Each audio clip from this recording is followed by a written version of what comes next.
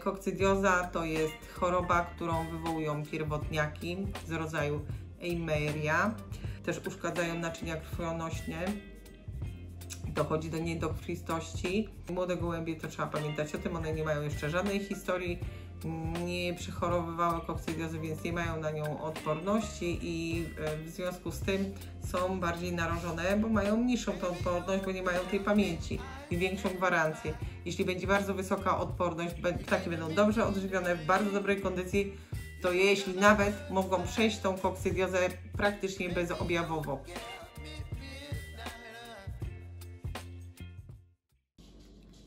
Cześć, witam serdecznie wszystkie koleżanki, kolegów, hodowców gołębi pocztowych.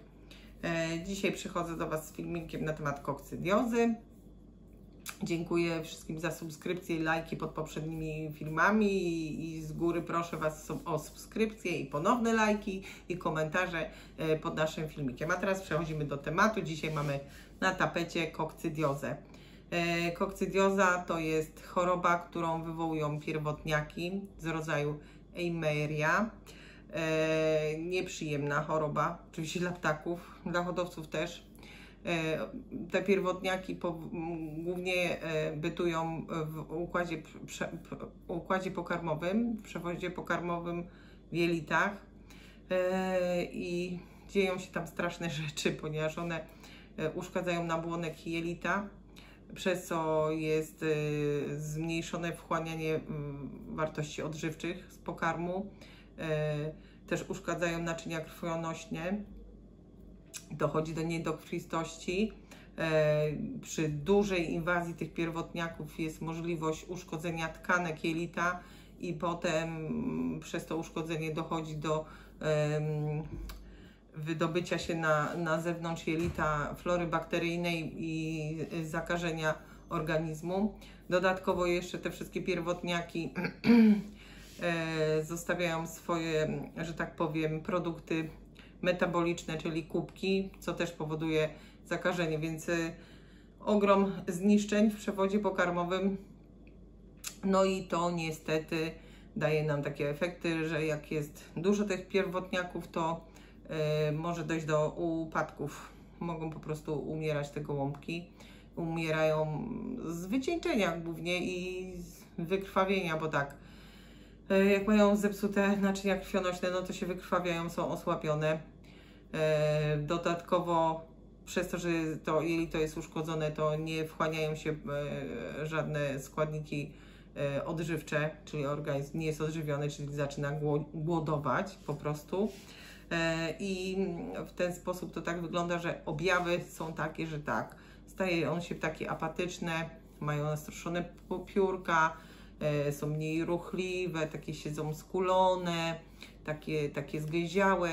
Dodatkowo to, że mają nasilone pragnienie z powodu tej biegunki, no to oczywiście więcej piją i to też jest tak pierwszą oznaką tego. Kubka jest taka charakterystyczna, biało-żółta, z takim śluzem, potem już jest brązowa z domieszką krwi, no to już wtedy jest nieciekawie i niewesoło. I co moglibyśmy zrobić? Przede wszystkim to, co możemy zrobić? No to najprostsza metodą jest zapobieganie. Najlepiej jest zapobiegać, aniżeli leczyć, więc to będę powtarzała już jak mantrę, że należy zadbać pierwsze co o higienę w gołębniku. To jest bardzo ważne, ponieważ te bakterie, pierwotniaki, endopasożyty inaczej, one uaktywniają się. Dla nich najlepszym środowiskiem jest wysoka wilgotność, czyli jak dużo deszczu popada, wysoka temperatura, to wtedy dla nich jest raj po prostu na ziemi i one wtedy chcą się rozmnażać, żyć i tak dalej.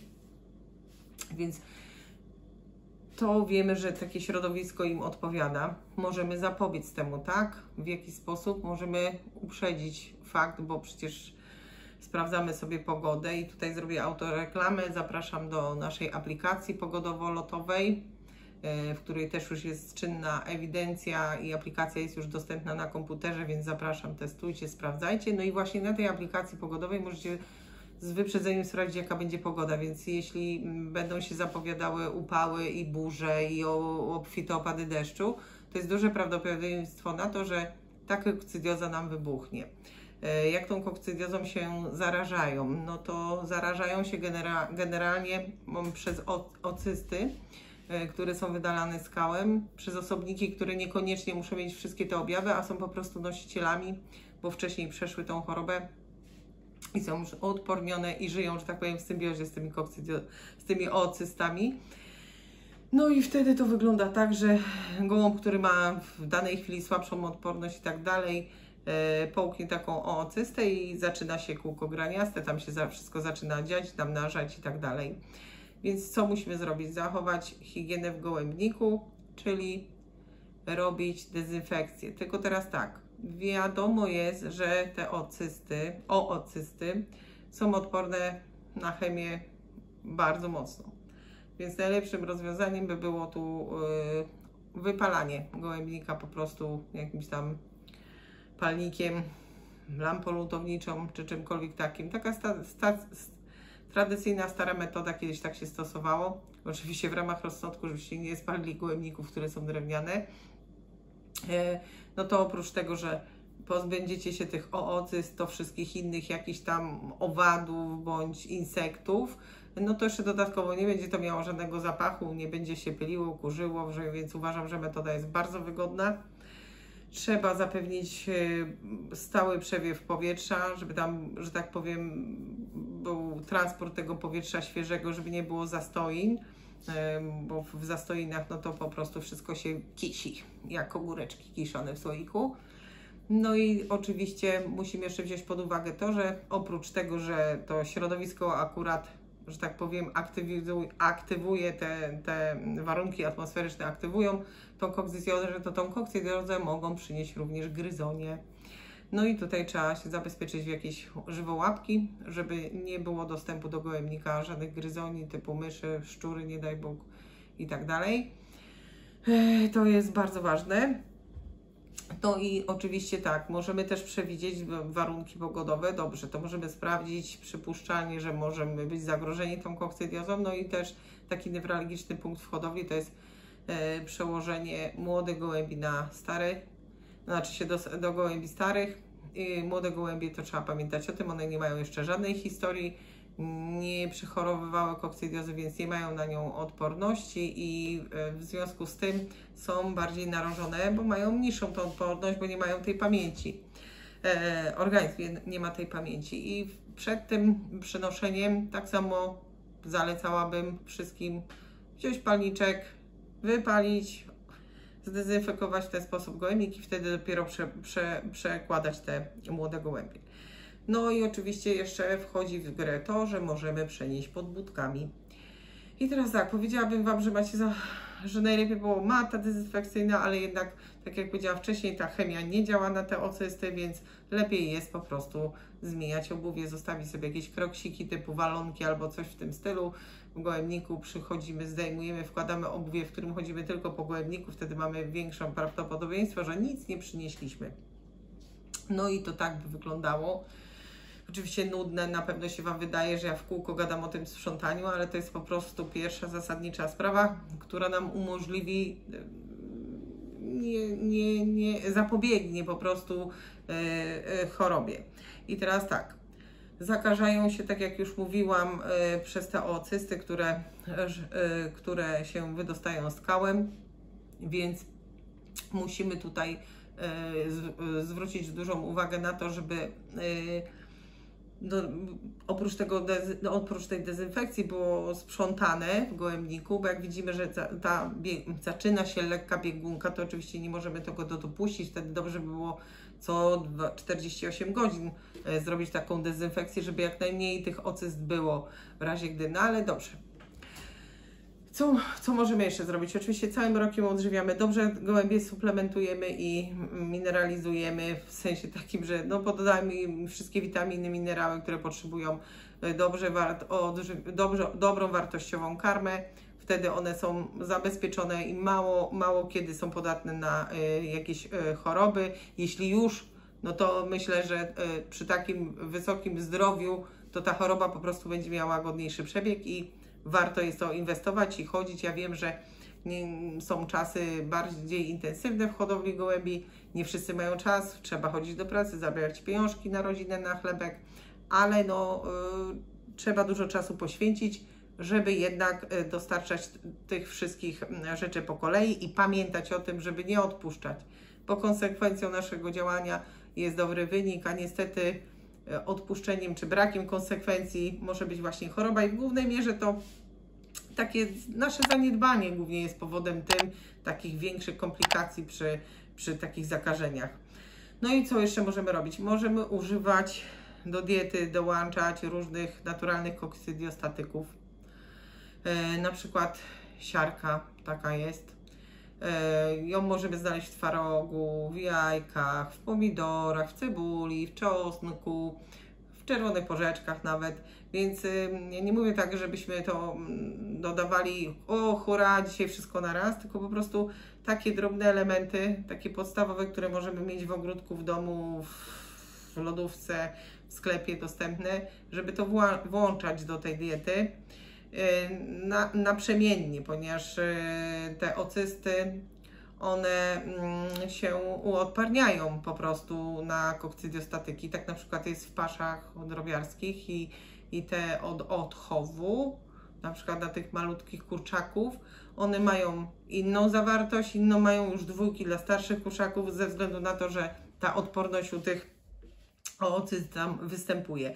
Więc czasami dajemy twaróg, innym razem jajka, innym razem możemy dać czosnek i tak po prostu sami intuicyjnie to zmieniamy. No, skoro jesteśmy w stanie zaplanować sobie interwencje, jakie robimy w ciągu sezonu lotowego, jak karmimy i tak dalej, to myślę, że i to jest gdzieś miejsce, żeby to włożyć i mieć to zawsze gdzieś z przodu głowy, że to nam dużo, że tak powiem, przynosi korzyści przy zapobieganiu i pamięci o tym, że ta kokcydioza może się gdzieś tam pojawić, a tym bardziej jak już będzie ta pogoda właściwa dla rozwoju tej choroby. I teraz tak,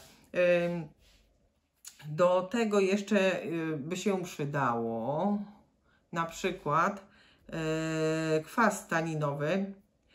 On występuje w galasach na przykład, ale prostszym sposobem byłby na przykład napar z czystka, napar z czystka, żeby zrobić, albo na przykład zrobić herbatkę z liści orzecha włoskiego, który jest taki popularny, wszyscy macie. Robiłam ostatnio nalewkę z orzecha włoskiego, ale zalecam, herbatka z liścia z orzecha włoskiego też bardzo dobrą robotę robi. I teraz jeszcze cóż chciałam więcej powiedzieć.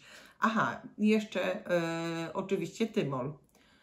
O tymolu mówiłam, jak nagrywałam filmik odnośnie oliwy z tymiankiem. No więc jest w tymianku, tak? Może być to tymianek, może być oregano, czyli inaczej lebiotka pospolita. I takimi drobnymi krokami, konsekwentnymi dodawaniem 2-3 razy w tygodniu tych różnych środków na przemian daje nam większe poczucie i większe poczucie bezpieczeństwa zdrowia tych ptaków i większą gwarancję. Jeśli będzie bardzo wysoka odporność, ptaki będą dobrze odżywione, w bardzo dobrej kondycji, to jeśli nawet mogą przejść tą kokcydiozę praktycznie bezobjawowo. Wtedy uzyskają też odporność, ale pamiętajmy, ta odporność jest do jakiegoś czasu, bo one ileś mogą unieść na ramionach tej kokcydiozy. Jeśli odpuścimy sobie, nie będziemy konsekwentni w działaniu, przyjdą warunki niekorzystne, to możemy się spodziewać wybuchu tej kokcydiozy. I zachęcam jeszcze do zakwaszania wody, do stosowania, to może być kwas mlekowy na przykład, albo my mamy tutaj, Wam pokażę, co stosujemy, heksaaksid. To jest mieszanina 6 kwasów, ją się dawkuje 1 ml na 1 litr wody. I jest jeszcze taki drugi preparat, bo u mnie mąż na przykład nie lubi podawać jajek, bo mu się dzióbki brudzą. Robimy dwa razy w roku kurację. Takim środkiem THK, to K odpowiada za kokcydiozę i kuracja trwa od 14 do 21 dni i wtedy podajemy 1 ml, czyli 20 kropelek na 5 litrów wody. I teraz, gdyby się tak zdarzyło, że zaczęło się pomimo wszystkich działań prewencyjnych, czyli wypalamy gołębnik, zmieniamy obuwie, dbamy o dostarczenie tych naturalnych kokcytiostatyków w trakcie, kiedy prognozuje się zła pogoda, tak? To możemy już uruchomić się tydzień czy 2 tygodnie naprzód, sprawdzając uprzednio pogodę. To nie zaszkodzi, jeśli podamy, to nie zaszkodzi, bo to są naturalne składniki, tak? W sytuacji jednak, gdyby wszystkie nasze prewencyjne działania nie dały zadowalającego rezultatu i pojawiłaby się kokcydioza, to mamy takie rozwiązanie tych 2 środków, THK i heksaaksid. I teraz tak, THK podajemy 1 ml na 5 litrów wody do wody. Na następny dzień THK rozrabiamy w mniejszej ilości wody i podajemy na karmę, a do wody dodajemy heksaaksid 1 ml na 1 litr wody. I tak robimy naprzemiennie. Jak robimy heksaaksid do wody, to THK dajemy na karmę. Następny dzień dajemy THK do wody, odstawiamy heksaaksid. I tak robimy przez 14 do 21 dni. Najlepiej całe 21 dni.